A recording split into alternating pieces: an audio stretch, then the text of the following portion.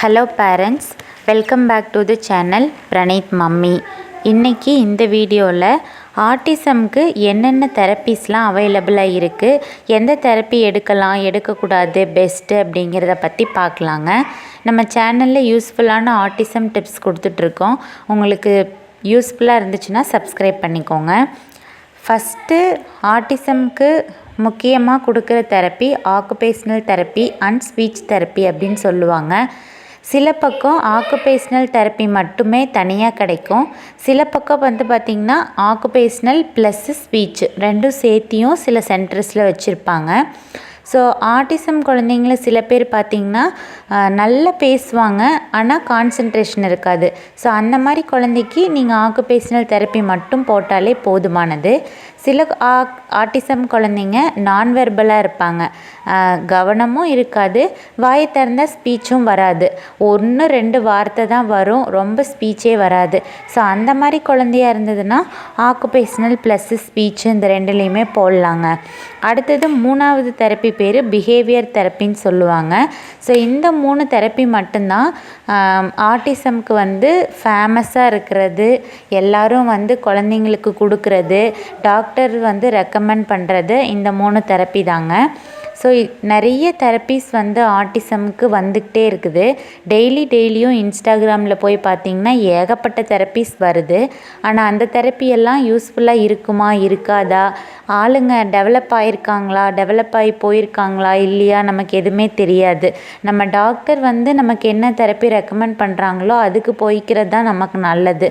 So அப்படி பார்க்கும்போது என்னுடைய டாக்டர் எனக்கு ரெக்கமெண்ட் பண்ணது occupational therapy plus speech therapy, அதுக்கப்புறம் பிஹேவியர் தெரப்பி. ஸோ இந்த தெரப்பியில் மட்டும்தான் ரிசல்ட்ஸ் இருக்கும் ஆட்டிசம்க்கு அப்படின்னு சொன்னாங்க. ஸோ நான் 1 இயராக பிரணீத்தை தெரப்பி சென்டர்ஸ் கூட்டிகிட்டு போயிட்டுருக்கேங்க. மொத்தம் 3 தெரப்பி சென்டர்ஸ் மாற்றி இப்போ 3வது தெரப்பி சென்டருக்கு நாங்கள் போயிட்டுருக்கோம். ஃபஸ்ட்டு ஆக்குபேஷ்னல் ப்ளஸ் ஸ்பீச் தெரப்பிக்கு தான் நான் கூட்டிகிட்டு போயிட்டுருந்தேன்.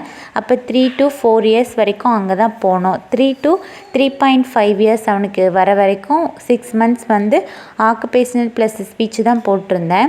அதுக்கப்புறம் நிறைய பிஹேவியர்ஸ் அவனுக்கு இருக்குங்க. ஸோ அதனால் பிஹேவியர் தெரப்பிக்கு மாற்றிக்கலாம் அப்படின்னு சொல்லிட்டு அவனுக்கு 3.6 years இருக்கும்போது பிஹேவியர் தெரப்பிக்கு மாற்றினேன்.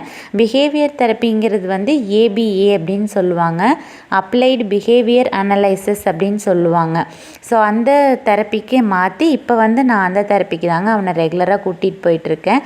ஸோ இந்த 2 தெரப்பியுமே ஆக்குபேஷ்னல் ப்ளஸ் ஸ்பீச்சாக இருக்கட்டும், பிஹேவியர் தெரப்பியாக இருக்கட்டும், ஆக்குபேஷ்னல் ப்ளஸ் ஸ்பீச்சு தனியாக இருக்கும், இந்த பிஹேவியர் அப்படின்னு சொல்கிறது ஏபிஏங்கிறது தனியாக இருக்கும். ஸோ ஏபிஏ தெரப்பிஸ்ட்டு தனியாக இருப்பாங்க, இந்த ஆக்குபேஷ்னல் தெரப்பிஸ்ட்டும் ஸ்பீச் தெரப்பிஸ்ட்டும் 2 பேரும் கம்பைண்டாக ஒரு சென்டர் வச்சுருப்பாங்க. ஸோ நீங்கள் எதுக்கு போனீங்கனாலும் போகலாம், தாராளமாக போகலாம். ஸோ என்னுடைய பர்சனல் எக்ஸ்பீரியன்ஸில் 1 இயராக நான் நிறைய குழந்தைங்கள பார்த்துருக்கேன், நிறைய சென்டர்ஸ் போயிருக்கேன்.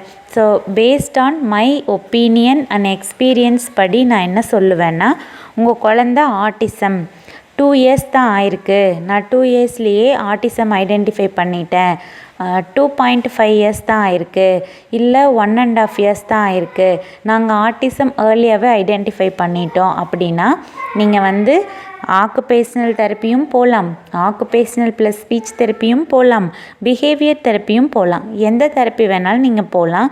உங்கள் குழந்தை எந்த தெரப்பியில் போட்டாலும் டெவலப் ஆகிடுவாங்க. அதே உங்கள் குழந்தைக்கு 3 years ஆயிடுச்சு, 3.5 years ஆயிடுச்சு அப்படின்னா குழந்தைங்களுக்கு நிறைய பிஹேவியர் வந்துடும். இந்த லாஸ்ட்டுக்கும் அந்த லாஸ்ட்டுக்கும் ஓடுறது, பொருட்களை எல்லாம் தூக்கி வீசி உடைக்கிறது, கீழே படுத்து உருடுறது, உட்காந்துக்கிறது, டான்ஸ் ஆடுறது, இந்த மாதிரி விதவிதமான பிஹேவியர்ஸ், ஆட்டிசம் பிஹேவியர்ஸ் வந்துடும். ஸோ அந்த மாதிரி ஆட்டிசம் பிஹேவியர்ஸ் குழந்தைக்கு வந்துருச்சு அப்படின்னா பெஸ்ட்டு பிஹேவியர் தெரப்பி ஏபிஏ தெரப்பியில் போடுறது தாங்க பெஸ்ட்டு. ஏன்னா ஏபிஏங்கிறது அப்ளைடு பிஹேவியர் அனலைசிஸ், அதில் பிஹேவியரை கண்ட்ரோல் பண்ணுவாங்க. பிஹேவியரை கண்ட்ரோல் பண்ணுறதுக்கு நிறைய டிப்ஸ் வந்து கொடுப்பாங்க.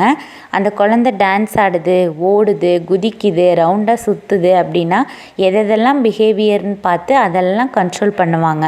ஸோ பிஹேவியர் உங்கள் குழந்தைக்கு வர்றதுக்கு முன்னாடியே, அதாவது 2 இயர்ஸ் 2.5 இயர்ஸில் நீங்கள் ஐடென்டிஃபை பண்ணிட்டா உங்களுக்கு நிறைய ஆப்ஷன்ஸ் இருக்குது. ஆக்குபேஷனலில் போனாலே டெவலப் ஆயிரும். ஆக்குபேஷனல் ப்ளஸ் ஸ்பீச்சில் போட்டிங்கனாலும் தாராளமாக டெவலப் ஆயிரும். இல்லை ஏபிஏலேயே நான் போட்டுக்கிறேங்கன்னு சொல்லி ஏபிஏலேயே போட்டிங்கனாலும் டெவலப் ஆயிரும். ஆனால் பிஹேவியர் வந்துருச்சு அப்படின்னா பெஸ்ட்டு ஆக்குபேஷனல் தெரப்பி, ஸ்பீச் தெரப்பியை விட பெஸ்ட்டு வந்து ஏபிஏல போடுறது தான். ஸோ நான் வந்து டாக்டருடைய ரெக்கமெண்டேஷன் படி தான் பிரணீத்தை ஆக்குபேஷனல் ப்ளஸ் ஸ்பீச்சில் இருந்து ஏபிஏக்கு மாற்றிருக்கேங்க. ஸோ இப்போது ஒரு 6 மந்த்தாக வந்து நான் அவனுக்கு வந்து ஏபிஏ தெரப்பி கொடுத்துட்ருக்கேன். ஸோ ஏபிஏ தெரப்பி கூட்டிகிட்டு போயிட்டுருக்கேன். அதுலேயும் நல்ல ரிசல்ட்ஸ் கிடைக்கிதுங்க. ஆக்குபேஷனல் தெரப்பிலையும் நிறைய குழந்தைங்க டெவலப் ஆகிருக்கிறாங்க, போயிருக்கிறாங்க. ஸோ 2 வயசில் போன குழந்தைங்க டெவலப் ஆகி 3 வயசில் நார்மல் ஸ்கூலே போயிருக்காங்க ஆக்குபேஷனல் தெரப்பிலையும். அதே மாதிரி ஏபிஏலையும் 2 வயசில் போன குழந்தைங்க, 1.5 வயசில் போன குழந்தைங்கள்லாம் வெறும் 1 வருஷம் 2 வருஷத்துலேயே சரியாகி நார்மல் ஸ்கூலே போயிருக்காங்க. ஸோ அதே இந்த 3 தெரப்பி தான் ஆட்டிசம்க்கு இஃபெக்டிவான தெரப்பி. ஸோ வேறு எந்த தெரப்பியும் என்னை கேட்டால் போகாதீங்கன்னு தான் சொல்லுவேன். ஸோ வேறு எதுலேயும் பெருசாக ரிசல்ட்லாம் இருக்காது. இந்த 3 தெரப்பியில் தான் நல்ல பெஸ்ட் ரிசல்ட்ஸ் கிடைக்குங்க. இந்த வீடியோ உங்களுக்கு யூஸ்ஃபுல்லாக இருந்திருக்கு அப்படின்னு நினைக்கிறேன். Thank you so much.